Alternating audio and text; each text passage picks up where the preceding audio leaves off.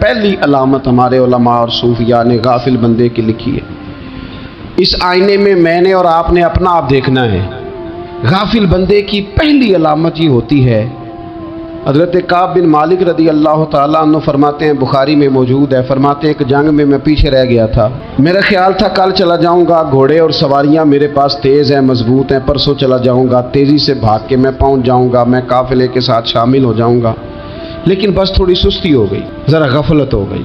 آپ فرماتے ہیں جب سب لوگ چلے گئے حضور علیہ السلام کے ساتھ جہاد میں اور میں پیچھے رہ گیا، تو پھر جب چند دن گزر گئے اور محبوب کے واپس آنے کا ٹائم ہو گیا، تو اب میں غور کرتا سمجھتا تو مجھے مدینے میں یہاں بزدل لوگ نظر آتے، اور کون نظر آتے؟ جو منافق تھے، وہ منافق بزدل دکھائی دیتے، یا مجھے عورتیں اور بچے دکھائی دیتے۔ میں پریشان ہوا، حضور واپس آ گئے۔ جنہوں نے بہانے کیے تھے نا منافقین نے، یہ مجبوری تھی اس لیے نہیں جہاد پہ گئے، یہ جنہوں نے بہانے کیے تھے انہیں مل گئی معافی، اور میں نے سچ بولا، میں نے کہا یا رسول اللہ میں غافل ہو گیا تھا۔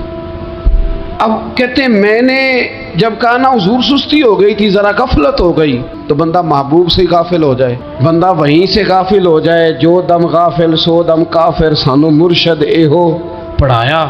جب کہا نا حضور وہ غلطی ہو گئی، کوئی مجبوری نہیں تھی، تو فرماتے ہیں باقیوں کو معافی مل گئی، میرے ساتھ حضور ناراض ہو گئے۔ ایک دن نہیں، 2 دن نہیں، 50 دن حضور ناراض رہے۔ مدینے کی گلیوں نے مجھے پہچاننا چھوڑ دی، در و دیوار سے مجھے یوں لگتا تھا کہ میں پردیسی ہوں۔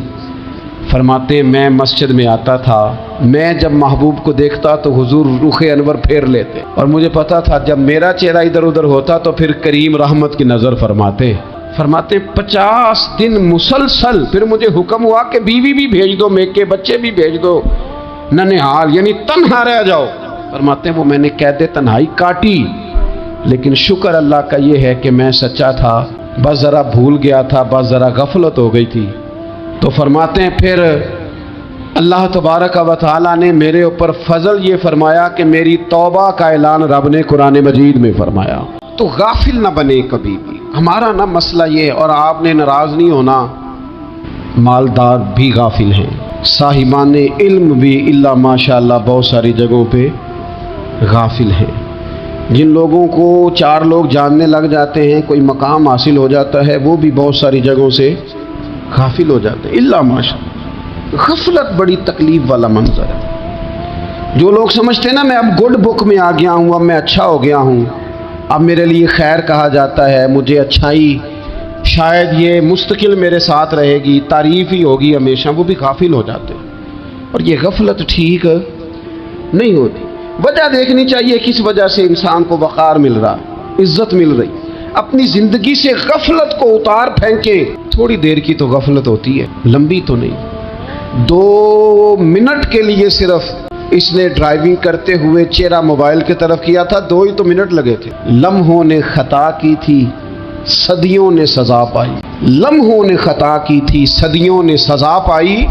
ایک لمحے کے لیے غافل ہوئے تھے اور صدیاں، نسلیں روتی رہ گئیں پیچھے، بچے تڑپتے رہ گئے، اہل خانہ پریشان رہ گئے، ماں باپ ساری زندگی روتے رہے، لیکن یہ 2 منٹ کے لیے۔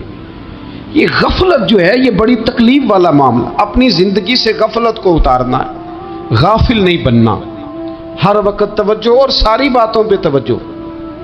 بعض اوقات لوگ ایک طرف توجہ کر کے ایک طرف سے غافل ہو جاتے ہیں۔ توجہ ہمہ پہلو رکھنی ہے، ہمارے ذمے جتنے بھی حقوق ہیں ان سب پر توجہ، ہر چیز کا خیال، ایسا نہ ہو کہ عبادت کرتے رہ جائیں اور حقوق العباد ہم سے چھوٹ جائیں، اور حقوق العباد اتنے زیادہ ادا کریں۔ ایک صاحب مجھے کہنے لگے ایک دفعہ بڑے وثوق کے ساتھ کہنے لگے جی معاذ اللہ ثم نہیں جی ٹائم ملتا پھر نماز دا کی کریے، روزی کمانا بھی تو عبادت ہے نا۔ تو میں نے کہا آپ نے عبادت کرنا ایک حصہ قبول کیا ہے، آپ نے کل عبادت نہیں قبول کی۔ عبادت کل ہے، ہمہ پہلو، ایک حصہ آپ قبول کر کے نکل گئے اور باقی آپ نے چھوڑ دی۔ تو کسی ایک طرف سے بھی غافل نہیں ہونا، جتنی ذمہ داریاں ہیں، جتنی ڈیوٹیاں ہیں، ان سب کا خیال۔ اور جو بڑا آدمی ہوتا ہے، بڑا گھر میں بڑا ہو، قبیلے میں بڑا ہو، علاقے میں بڑا ہو، ادارے میں بڑا ہو، کلاس میں بڑا ہو، جو بڑا ہے اس کی تو ساری آنکھیں کھلی ہوئی ہونی چاہیے، ایک ایک پر اس کی نظر ہونی چاہیے، کہ میری کہاں ضرورت ہے، کہاں مجھے اشک شوئی کرنی ہے، کس کے ساتھ میں نے کس طرح محبت کا رویہ رکھنا ہے، غافل نہ بنے۔ اچھا جی، اب کیسے پتہ چلے گا کہ ہم غافل ہیں؟ یہ کیسے پتہ چلے گا؟ آپ کسی بندے سے بھی پوچھ لیں حالات کیا ہیں تو کہتا ہے اللہ کا شکر ہے کبھی کسی کا دل نہیں دکھایا، اللہ کا شکر ہے جی زمانہ ہو گیا 5 نمازیں پڑھتا، اللہ کا شکر ہے جی۔ کیسے پتہ چلے گا غافل ہے؟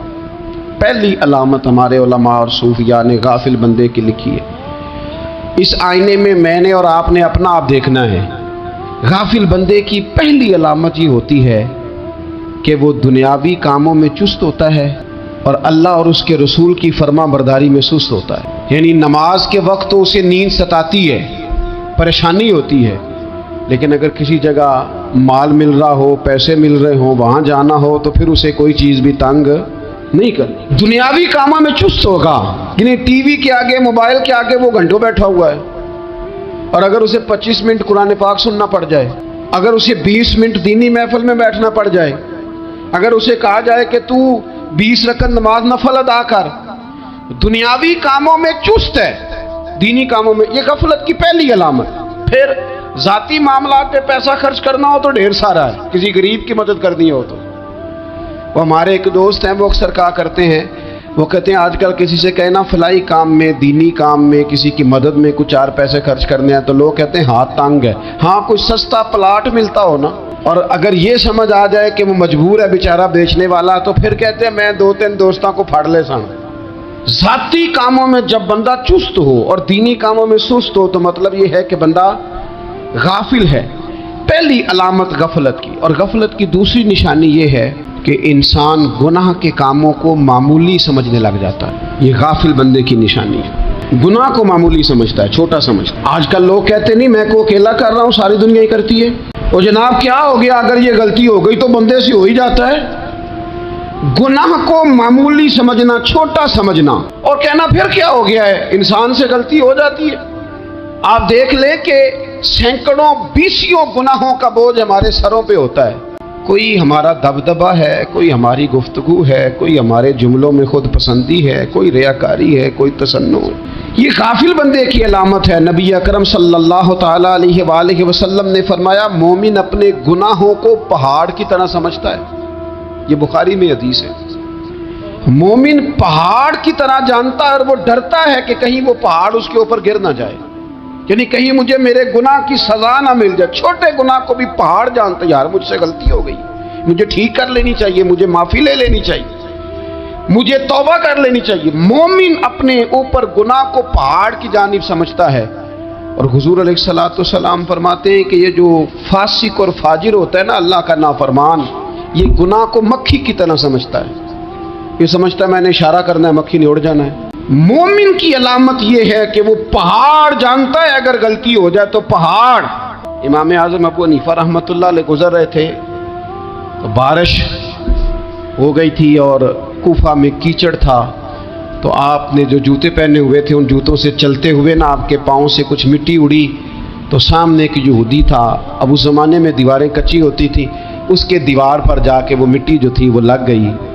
اب امام صاحب بڑے پریشان ہوئے کہ میں نے اس کی دیوار کو آلودہ کر دیا۔ یہاں تو لوگ اپنی اینٹیں رکھتے رکھتے کئیوں کی دیواریں توڑ ہی دیتے ہیں، اور پھر وہ اس پر ماننے کو بھی تیار نہیں ہوتے، تسلیم کرنے کو بھی تیار نہیں ہوتے۔ وہ کہتے ہیں پھر کیا ہو گیا، اب ہمارا یہاں گھر ہے تو ہم نے ٹرالی منگوانی نہیں تھی، ہمارا حق بنتا تھا۔ امام صاحب کے پیروں سے ذرا کیچڑ اڑا، یہودی کی دیوار پہ لگا، اس کی کچی دیوار تھی۔ امام صاحب پریشان ہو گئے، سوچنے لگے کہ اگر میں دیوار سے یہ کیچڑ اتارتا نہیں تو یہ بھی زیادتی ہے، میں نے اس کی دیوار کو گدلا کر دیا، اور اگر میں اتارتا ہوں تو کچھ مٹی اس کی دیوار کی بھی اتر جائے گی، کچی دیوار ہے، یہ بھی زیادتی ہے۔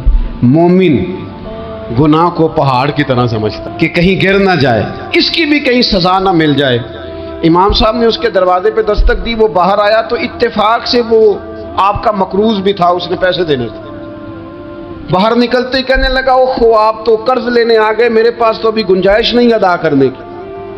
تو امام صاحب کہنے لگے تو قرض چھوڑ، وہ میں نے معاف کیا، میرے سے غلطی ہو گئی ہے، میں آ رہا تھا، لکڑی کے جوتے اس زمانے میں کھڑاؤں لوگوں نے پہنے ہوتے تھے، کہا وہ میرے پیروں سے ذرا کیچڑ اڑا ہے، تیری دیوار پہ لگ گیا ہے۔ اب میں بڑی دیر سے کھڑا سوچ رہا ہوں کہ اگر میں تیری دیوار صاف نہ کروں تو میں نے یہ میلی کر دی، گدلی کر دی، یہ بھی بات درست نہیں ہے، زیادتی، اور اگر میں اسے صاف کرتا ہوں کچی دیوار سے کچھ مٹی اتر جائے گی تو یہ بھی زیادتی ہے، اب تو بتا میں کیا کروں؟ تو بے موسمہ پھل تھا نا یہ، تو بے موسمہ پھل دیکھ کے بندہ حیران ہو جاتا ہے، جو باتیں روٹین میں نہ ہو رہی ہوں وہ ذرا انوکھی لگتی ہے، بندہ حیران ہو گیا، غور سے امام صاحب کا چہرہ دیکھنے لگا، غور سے چہرہ دیکھنے لگا، ابھی تھوڑی دیر سوچنے کے بعد کہنے لگا حضور پہلے میں نے دین اسلام کے بارے میں پڑھا اور سنا تھا، آج میں نے دین دیکھا ہے، پہلے میں نے سنا تھا کہ دین اسلام اس طرح کا ہے، آج میں نے دین ہم نہ پوری دنیا کے کافروں کو دین سنانا چاہتے ہیں، دکھانا نہیں چاہتے، ہم نیک نظر آنا چاہتے ہیں، نیک بننا نہیں چاہتے، ہم نیک نظر آنا چاہتے، نتیجہ کیا نکلتا ہے کہ کچھ عرصے کے بعد پتہ چل جاتا ہے بندہ کس لیول کا نیک ہے، کیا معیار ہے اس کی نیکیوں کا۔ کہنے لگا حضور پہلے میں نے دین سنا تھا، آج دیکھا ہے، آپ وہ مٹی کی دیوار پر جو کیچڑ لگ گیا ہے دیوار کو بعد میں صاف کیجئے گا، پہلے کلمہ پڑھائیں تاکہ میرے اندر کا کفر صاف ہو جائے، مجھے مسلمان کر دیں۔ تو غافل آدمی جو ہوتا ہے نا وہ پھر تیسری بات، جب بندہ بہت زیادہ غافل ہو جاتا ہے پھر اعلانیہ گناہ کرنے لگتا ہے، ایک گناہ پھر اس کا اظہار گناہ، ایک بندہ حدیث پاک میں آتا ہے ایک بندہ رات کو کوئی غلطی کرتا ہے، اللہ تعالیٰ اس پہ پردہ ڈال دیتا ہے، لیکن وہ سویرے خود لوگوں کو بتاتا پھرتا ہے میں نے یہ کیا، میں نے یہ کیا۔ جب آپ اظہار گناہ کرتے ہیں نا تو سامنے والا بھی دلیر ہوتا ہے، کہتا ہے اس نے کیا میں کر لوں گا، تو پھر کیا ہوا؟ ہمارے علماء نے لکھا ہے کسی کی نماز قضا ہو جائے تو کسی کو بتائے نہ، قضا پڑھ ڈالے، اس کا جگہ جگہ ذکر نہ کرے۔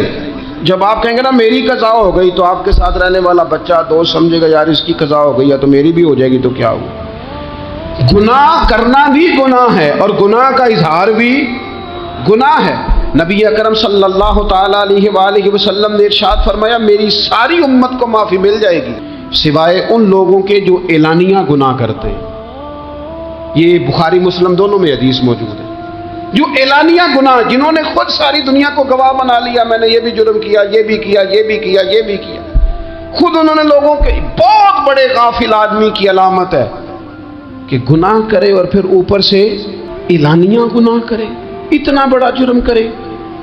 پھر چوتھی علامت اگر ہم دیکھنا چاہیں کہ ہم غافل تو نہیں، تو غافل بندے کی چوتھی علامت یہ ہوتی ہے کہ وہ فضول کاموں میں وقت بڑا ضائع کرتا ہے، فضولیات میں، ادھر بیٹھے ہیں ادھر بیٹھے ہیں، یہاں گپ شپ ہو رہی ہے، وہاں موبائل دیکھا جا رہا ہے، پھر کچھ ٹائم ملا ہے تو پھر کہیں دور دراز کسی ہوٹل پہ کھانا کھانے چلے گئے، پھر کچھ ٹائم ملا تو چلو نکلتے ہیں ذرا کوئی ہفتہ سیر کر آتے، یہاں گپ شپ ہے، فلاں کو ڈسکس کر لیتے ہیں، فلاں کے بارے میں بات کر لیتے ہیں، سیاسی تبصرے کر لیتے ہیں، یہ تھوڑی گفتگو ہو جاتی، چلے محلے داروں پہ تبصرہ شروع کرتے ہیں، کون روٹی زیادہ کھا رہا ہے اور کس کے پاس پیسے زیادہ آ گئے، چلو جا کے پتہ کرتے ہیں۔ حالانکہ یہ پتہ نہیں کرنا چاہیے تھا، پتہ تو اس کا کرنا چاہیے تھا جو بیچارہ کل سے بھوکا ہے، خبر تو اس کی رکھنی چاہیے تھی جس بیچارے کے گھر میں بچوں کے لیے پہننے کو کپڑے موجود نہیں ہیں، اس پر تبصرہ یہ کرتے ہیں کہ یہ محنت کیوں نہیں کرتے، اور اگر کسی پر اللہ عطا کر دے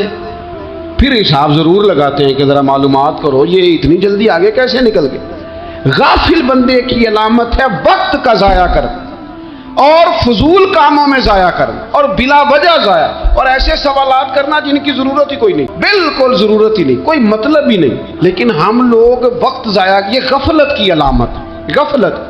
اللہ والوں کی علامت کیا تھی؟ ایک بات انہوں نے زندگی میں لے لی، سیکھ لی، پھر ساری زندگی اسی پہ گزار دی۔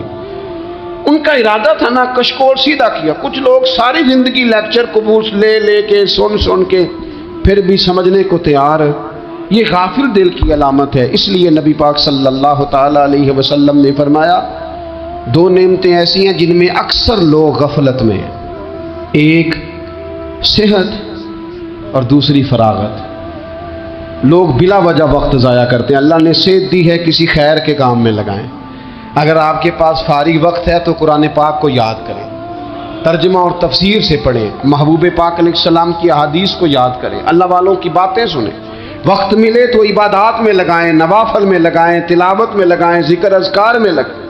اور پھر اللہ مزید توفیق عطا کرے تو کسی کے بھلے میں وقت لگائیں، گلی سے کوئی کانٹا اٹھائیں، کوئی روڑا اٹھائیں، کوئی کسی کی مدد کریں، لیکن یہ غافل ہونے کی علامت ہے کہ اپنے وقت کو ضائع کرنا۔ اور پھر اسی طرح غفلت کی پانچویں علامت یہ ہے کہ اگر بندے کو دنیا سے پورا پیار ہو جائے، یعنی شب قدر میں بھی آ کے کہتا ہے یا اللہ کبھی پیسے دے دینا، شب برات والے دن بھی کہتا ہے کہ مالک اگر کبھی کوئی ایسا سبب لگ جائے نا، یعنی بیت اللہ شریف کے سامنے کھڑے ہو کے بھی اگر اس نے مال ہی مانگنا ہے، وہاں بھی اس نے یہی سوال کرنا ہے، حب دنیا اتنی غالب آ جائے، تو یہ غافل ہونے کی علامت۔ دنیا ضرورت ہے، مقصد نہیں ہے، دنیا کی حاجت ہے، مقصد نہیں ہے، یہ مقصود نہیں۔ اور جب لوگ فقط دنیا کے مال کو، دولت کو، نبی پاک علیہ السلام نے فرمایا وہ لعنتی ہے جو درہم اور دینار کا بندہ بن گیا ہے، پیسوں کا بندہ بن گیا ہے، مل جائے تو خوش ہوتا ہے، نہ ملے تو تکلیف میں آ جاتا ہے۔ یہ غافل بندے کی علامت۔ مومن تو وہ ہوتا ہے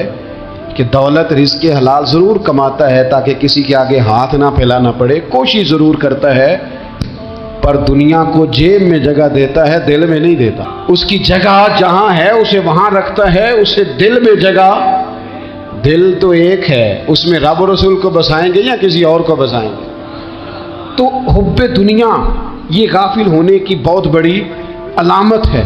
پھر اسی طرح جو بندہ رب کریم کو جانتا نہیں نا، وہ بھی غافل ہو جاتا ہے۔ ایک تو جو یہ نہیں نا جانتا کہ رب کریم سزا دے گا، مجھے دیکھ رہا ہے، اسے نہ اونگ آتی ہے نہ نیند آتی ہے، جو اس کی معرفت نہیں رکھتا کہ میرا رب ہر وقت مجھے دیکھ رہا ہے، وہ بھی غافل ہو جاتا ہے۔ جسے پتہ ہونا کہ مجھے دیکھ رہا ہے وہ غافل نہیں ہوتا۔ اور جو یہ سمجھ لیتا ہے نا کہ شاید معاذ اللہ ثم اس یقین کو پکا نہیں کرتا، وہ غافل ہو جاتا ہے۔ اور ایک جو یہ نہیں نا جانتا کہ رب مہربان کتنا ہے، وہ بھی غافل ہو جاتا ہے۔ مجھے بتائیے سب سے زیادہ تو بندہ اس کے دروازے پہ جاتا ہے نا جو سب سے زیادہ مہربانی کرنے والا ہو، اس دروازے سے بندہ اٹھتا ہی نہیں۔ تو جس کو یہ یقین ہو جائے نا سب سے زیادہ کرم فرمانے والی ذات اللہ رسول کی ہے، وہ کبھی رب رسول سے غافل نہیں ہوتا، وہ کبھی اللہ رسول کا دروازہ چھوڑ کے نہیں جاتا، وہ کبھی کسی اور جگہ جا کے پناہ تلاش نہیں کرتا۔ جسے پتہ چل جائے نا وہ کریم کتنا ہے، مہربان کتنا۔ ملا رومی رحمت اللہ علیہ فرماتے بہت بڑا مجرم تھا ایک بندہ، بہت بڑا گناہگار تھا، بت کو پوجتا تھا، تھک گیا، ساری رات بت کے سامنے کھڑا تھا، معاذ اللہ یا صنم یا صنم یا صنم کہتے، تھک گیا، نیند آ گئی، اونگ آ گئی۔ جب پوری طرح نیند آ گئی اور دماغ پہ نیند قبضہ کرنے لگی تو اس کے منہ سے نکل گیا، صنم صنم کہہ رہا تھا نا، نکل گیا یا صمد، او بے نیاز مالک۔ رب کریم نے فرشتوں سے فرمایا دوڑ کے جاؤ، جو کہتا ہے اسے دے دو۔ فرشتے کہنے لگے مالک تو بت کو پکار رہا تھا، اس نے تو غلطی سے نام لیا ہے، فرمایا مجھے نہیں پتا، لیکن دیکھو نا اس نے مجھے پکارا تو ہے نا، کتنی دیر سے جھوٹے کو پکار رہا تھا، اس کا معاملہ حل نہیں ہوا، اب اگر سچے کو پکارنے پہ بھی حل نہ ہوا تو فرق کیا رہ جائے گا؟ دے دو جو مانگتا ہے، دے دو۔ میرے دوست گر پتہ چل جائے وہ کریم کتنا ہے، وہ مہربان کتنا ہے۔ میرے رسول پاک علیہ الصلوۃ والسلام نے تو فرمایا تیری آنکھ سے اگر اس کے خوف سے اتنا آنسو بھی نکل گیا جتنا مچھر کا پر ہوتا ہے، تو جس طرح بھینس کے تھنوں سے نکلا ہوا دودھ واپس تھنوں میں نہیں نہ جاتا، جو اتنا بھی روئے نہ روئے اللہ کے خوف سے،